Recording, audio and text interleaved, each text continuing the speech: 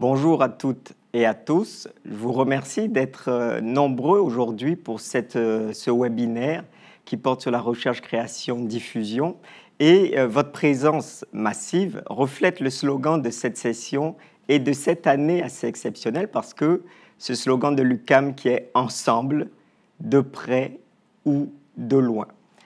Dans le contexte de ce webinaire, je vais aborder avec vous toute la question de la recherche, création, diffusion et la recherche, création, diffusion qui sera déclinée de deux manières. Une première partie où je vais traiter du vice-rectorat, des enjeux de Covid qui sont associés au vice-rectorat et par la suite, il y aura une période de questions.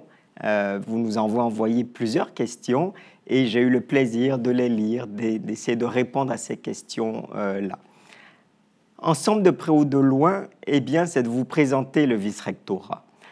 Quel est le mandat de notre vice-rectorat, du vice-rectorat à la recherche, création, diffusion? Il s'agit de vous accompagner dans vos activités de recherche et de création, de vous soutenir dans ce que vous réalisez et de contribuer au rayonnement de vos activités de recherche et de création. Le tout dans un contexte de gestion des équipes de soutien à la recherche et à la création et des équipes de diffusion de notre université.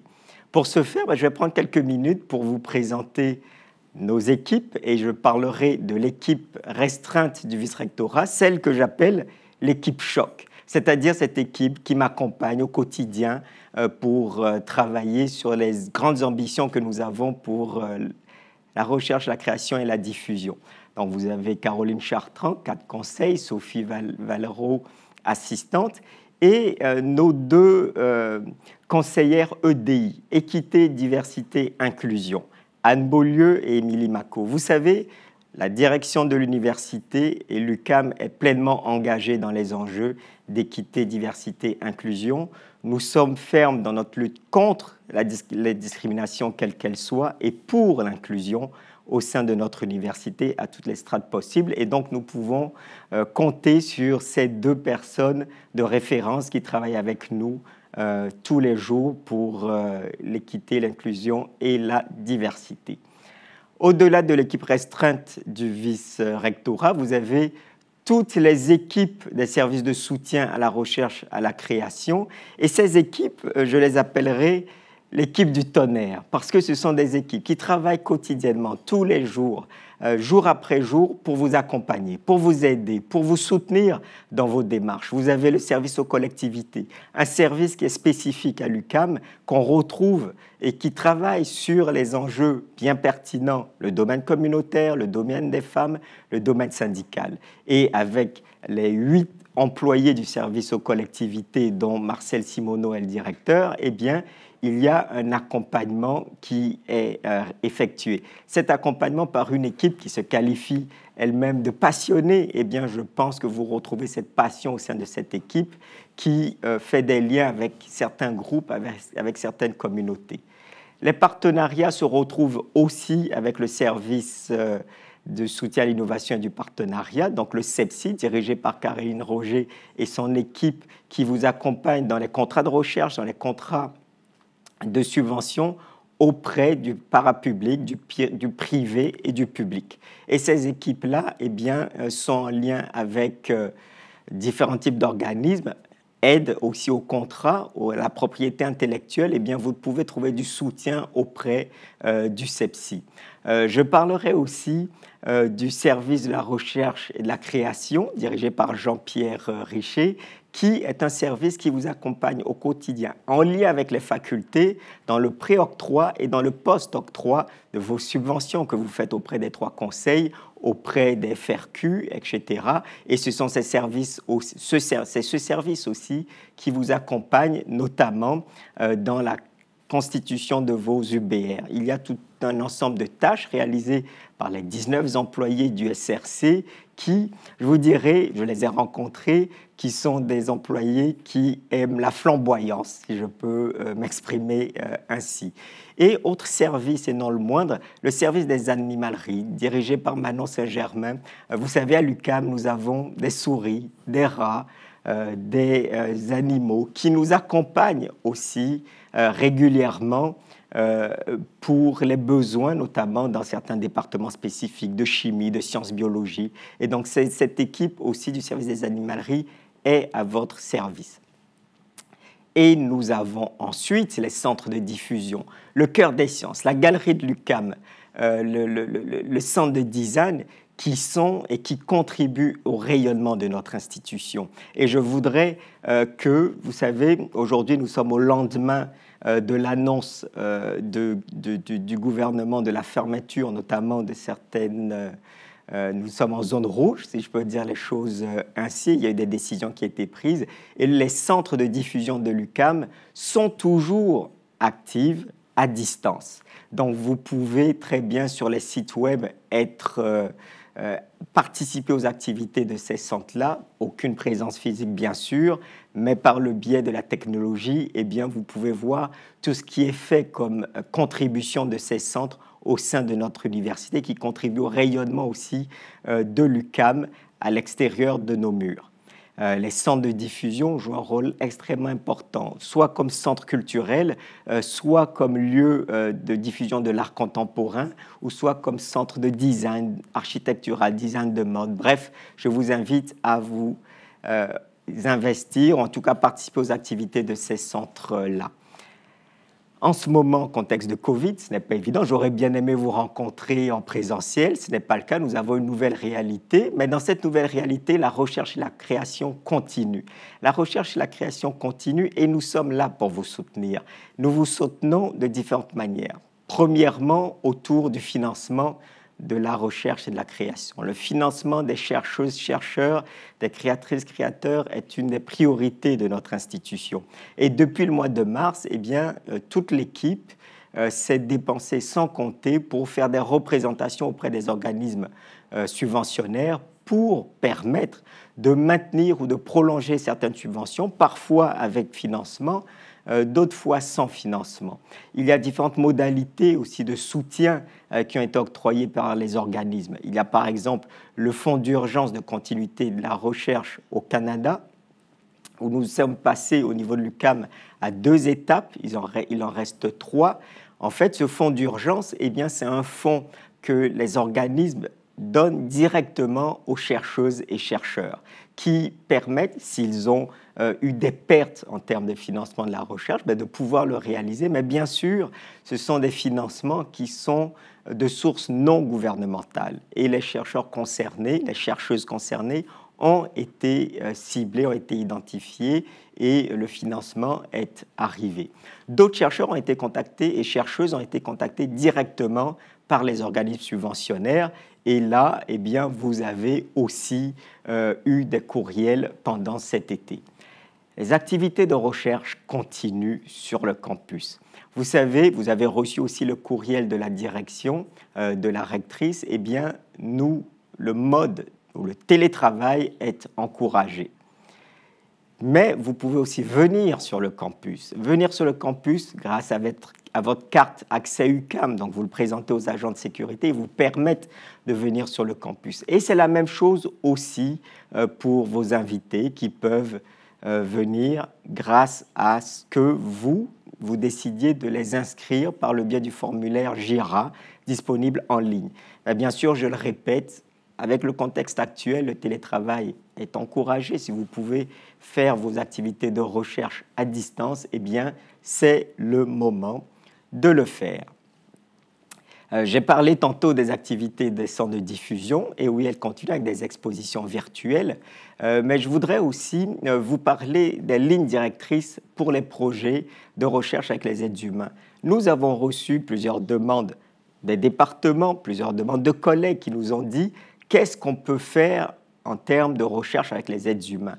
Et donc, au cours des dernières semaines, avec les comités éthiques, les présidents des comités éthiques, les coordonnateurs, coordonnatrices de ces comités éthiques, eh bien, nous avons déterminé des lignes directrices qui sont disponibles sur les sites de ces comités. Et sur ces sites, eh bien, vous pouvez modifier vos demandes de certificats, vos certificats éthiques, vous pouvez aussi modifier les formulaires de consentement pour vous assurer que les recherches se font de la manière la plus sécuritaire possible. Il y a une autre catégorie de suivi que nous avons réalisé au cours des dernières semaines, c'est la mobilité entrante des stagiaires de recherche. Cette mobilité, elle est possible. Elle est possible notamment pour des stages qui sont nécessaires et dans le contexte de ces stages nécessaires, eh bien, il y a un certain nombre de balises qui ont été mises de l'avant. Entre autres, nous avons besoin des documents nécessaires pour entrer au Canada. Il y a aussi le plan de quarantaine obligatoire à présenter aux agents frontaliers. Il y a le respect des consignes sanitaires. Alors, dans ce contexte-là, eh bien, nous continuons à suivre tout ce qui est en lien avec la COVID quotidiennement, parfois même heure par heure, pour savoir s'il y a des ajustements nécessaires à faire. Je tiens à vous remercier pour cette écoute et je vais passer dès à présent aux questions que vous avez envoyées. Vous avez été très nombreuses et nombreuses à envoyer des questions. Alors, j'ai essayé de les structurer autour d'un certain nombre d'éléments. Entre autres, vous allez voir des thématiques qui sont ressorties des questions qui ont été posées. Quelles sont ces thématiques? Quelles sont ces questions?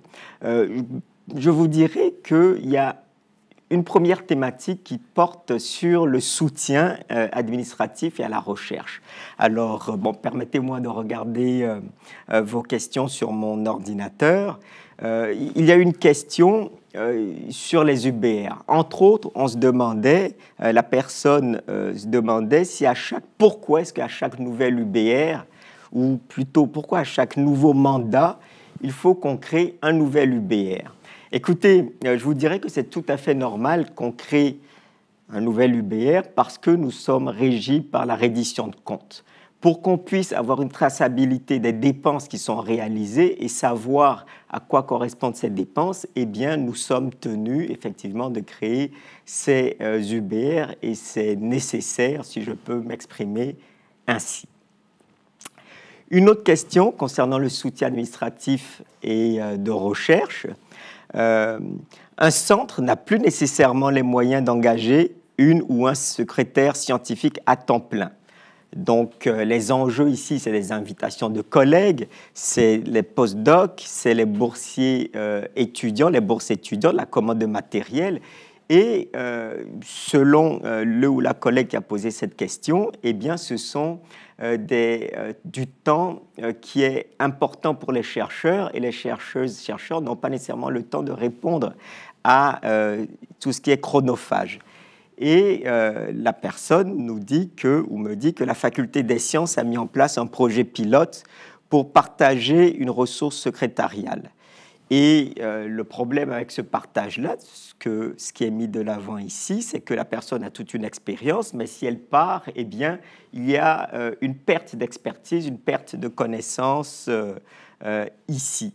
Est-ce qu'on pourrait s'assurer d'avoir une aide à la recherche par le biais des secrétaires? Écoutez, je vous dirais c'est une excellente idée et je crois que ce projet pilote de la faculté des sciences devrait ou gagnerait à être partagé au sein des différentes facultés et écoles de notre université pour partager les connaissances, pour permettre aussi à ce que les expertises et l'expertise secrétariale soient partagées entre différentes unités de recherche. Donc, je vous encourage effectivement à aller dans cette direction. Il y a eu un certain nombre de questions sur la diffusion et l'une des questions est la suivante. Lorsqu'on crée un site Internet ou lorsqu'on veut créer un site Internet afin de faire rayonner l'équipe de recherche ou le centre de recherche, la direction doit actuellement se débrouiller seule. Demander le soutien technique aux services audiovisuels est payant, mais c'est aussi les compétences qui manquent souvent au sein des structures pour répondre à un volet plus grand public ou pour la vulgarisation. Alors, qu'est-ce qui peut être fait dans ce sens? Vous savez, quand on fait des demandes de subventions auprès des organismes subventionnaires, il y a un volet budgétaire qui s'appelle la mobilisation des connaissances. Et donc, il y a une partie du budget qui est réservée pour ce faire. Et dans ce sens, je pourrais vous dire qu'il faudrait profiter de ces budgets que nous avons dans le volet mobilisation des connaissances, qui servent au fond à quoi? À la diffusion et au rayonnement. La mise en place de sites web contribue aussi à ce volet de rayonnement et de diffusion de nos activités de recherche et de création. Nous avons un fabuleux service audiovisuel qui nous accompagne, qui nous soutient dans ces processus-là. Il nous aide à créer des sites web. Vous savez, vous avez le nom du centre, .ucam.ca, et vous avez aussi un suivi personnalisé qui est fait par le service de l'audiovisuel. Il y a également un accompagnement pour répondre à certaines technicalités, si je peux dire les choses ainsi, pour une modique somme de $500. Et donc, je crois qu'à même les budgets que vous avez pour la mobilisation des connaissances, eh bien, il y a cette possibilité de le faire, ce qui permettrait aussi de faire rayonner davantage votre structure, votre groupe, votre laboratoire de recherche. Surtout que ce sont des experts au sein du SAV, ceux et celles qui travaillent à monter ces sites web-là. D'ailleurs, ce webinaire est organisé en collaboration avec le service de l'audiovisuel. Je tiens à remercier les techniciens qui sont là et qui vous permettent d'écouter ce que je suis en train de dire et les réponses que je suis en train d'apporter en ce moment. Une autre question autour de la diffusion. Alors, j'ai mentionné l'importance des centres de diffusion comme étant des services du vice-rectorat. Alors, vous voulez en savoir plus? Écoutez, vous savez, les centres de diffusion constituent un enjeu majeur pour le vice-rectorat. Ce vice-rectorat qui, au départ, était un vice-rectorat recherche, qui est devenu un vice-rectorat recherche-création et qui est aujourd'hui un vice-rectorat recherche-création-diffusion. Et la diffusion est importante. Elle contribue au rayonnement, à la notoriété de notre institution.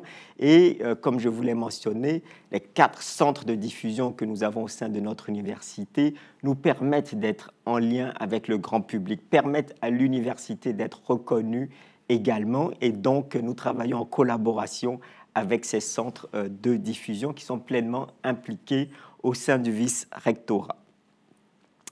Alors, toujours des questions sur la diffusion. Comment faire en sorte qu'il soit facile d'informer les services qui ont comme mandat de faire rayonner l'UQAM des réalisations des chercheuses, des chercheurs, et que ceux-ci, ces dernières, soient soutenus afin de rendre ces informations compréhensibles par le plus large public possible. Vous savez, le rayonnement de la recherche et de la création est l'un des éléments importants, je l'ai mentionné tantôt, pour le rayonnement, pour la notoriété, pour la réputation de notre université.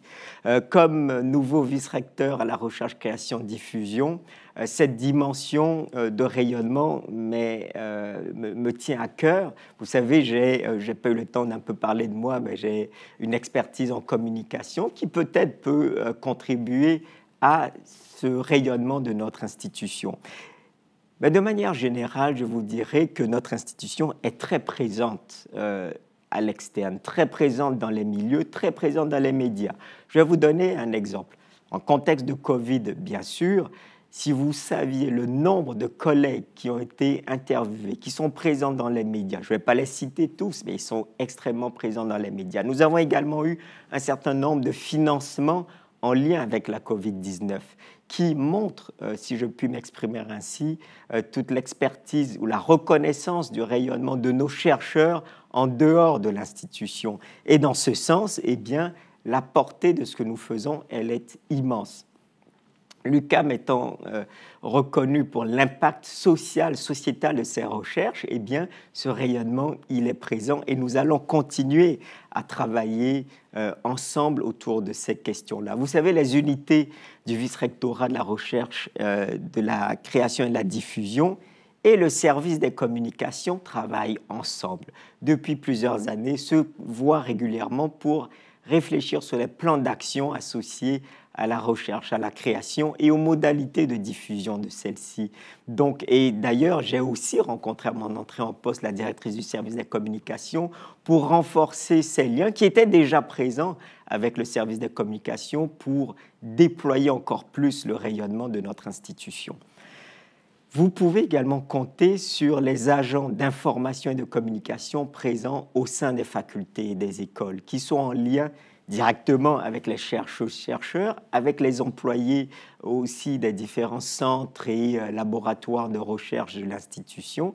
Et ces employés, ces agents d'information et de communication des facultés sont également en lien avec le service des communications. Donc il y a un travail de fond qui se fait et qui va continuer à se faire autour du rayonnement et de la diffusion de la recherche et la création qui est faite ici à l'UQAM.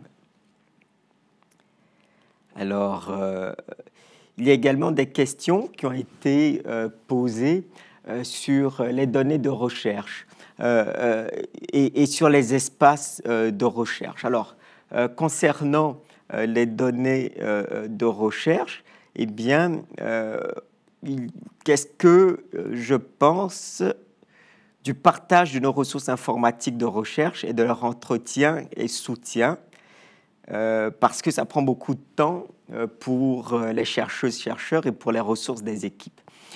Vous savez, nous avons mis en place des projets, un projet pilote avec la faculté des sciences et aussi, peut-être nous pourrons le développer avec les autres facultés, sur les données de recherche. Et peut-être en amont, je pourrais vous dire qu'avec le service des bibliothèques, avec le service de la recherche et de la création, eh bien, il y a et au sein du COREC, vous savez, le Conseil de la recherche et de la création, on travaille sur la question de la gestion des données de recherche, évidemment répondant aux besoins des conseils, de nos 3 conseils. Eh bien, on essaie de répondre à ces enjeux de gestion des données de recherche. Donc, c'est un travail qui est sur la table à dessin, si je peux prendre cette image-là, et c'est un enjeu qui est important pour nous. Alors, concernant une autre thématique intéressante qui est celle des espaces de recherche, il y a une chercheuse plutôt, qui travaille dans une faculté et qui est spécialiste ou qui est plutôt orientée en recherche-création et qui dit est-ce que c'est facile d'avoir un espace de type recherche-création au sein de ma faculté et comment faire pour davantage accompagner la relève étudiante pour qu'elle puisse profiter de ces espaces ou de cet espace de recherche-création. Écoutez, vous posez une question importante en termes déjà pour l'université dans son ensemble, sur la question des espaces.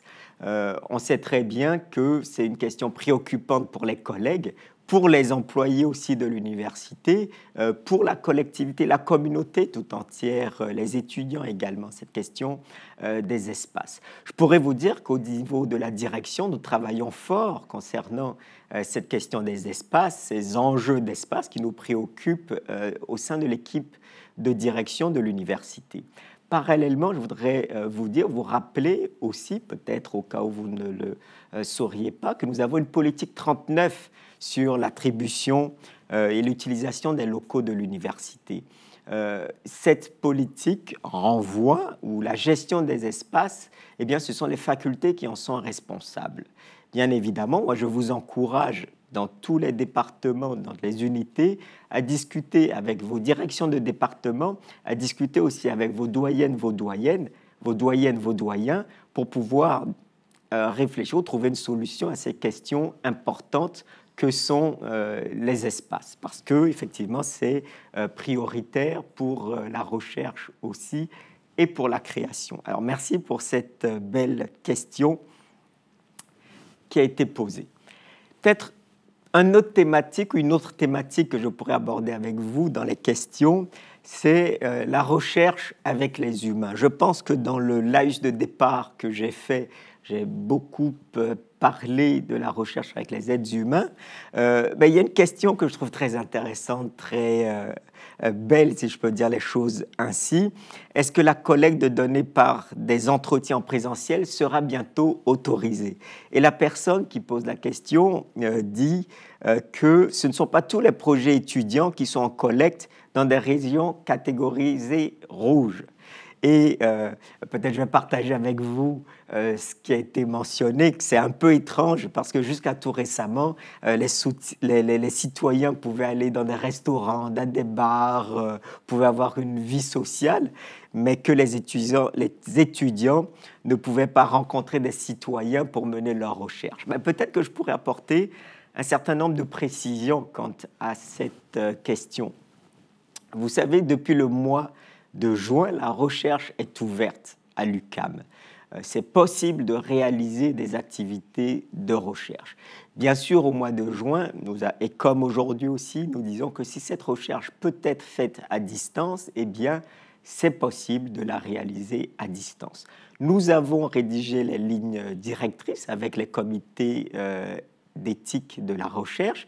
Et dans ce contexte, eh bien, je vous encourage, je vous invite à aller sur les sites des comités d'éthique pour répondre aux questions ou pour modifier vos formulaires de consentement, pour modifier aussi vos certificats éthiques, pour pouvoir réaliser des recherches à distance, mais aussi des recherches qui sont possibles en présence, à moins de 2 mètres ou à plus de 2 mètres. Il y a des modalités. Mais bien sûr, vous savez, nous respectons toujours la santé publique. Donc, il faut continuer à faire vos activités de recherche, mais bien sûr en respectant les enjeux de santé publique qui sont notre priorité.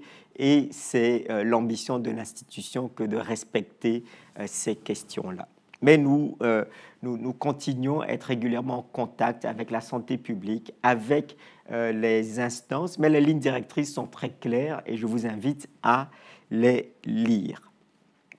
Nous avons des questions portant sur les organismes subventionnaires, mais je vais peut-être rapidement, vu qu'il ne me reste pas beaucoup de temps, prendre cette dernière question. Le secrétariat à la condition féminine tarde à faire des annonces de demandes de bourses et subventions déposées en février 2020. Les projets devraient commencer cet été. Le vice-recteur a-t-il plus d'informations au sujet des suites que donnera le secrétariat à la condition féminine à cette demande? Alors, je pourrais vous dire que malheureusement, nous n'avons pas reçu les résultats. Les ministères sont en retard aussi sur leur propre processus de versement et sur le calendrier de versement. Alors, nous avons récemment reçu des réponses du ministère de l'Économie et de l'Innovation, il n'y a que quelques jours. Mais nous avons quand même, si je peux dire, fait des vérifications et les ministères nous confirment qu'ils prévoient transmettre les résultats à l'automne, au début de l'automne. Donc, soyons patients, si je peux dire les choses ainsi. Alors, merci à vous d'avoir été présents à ce webinaire.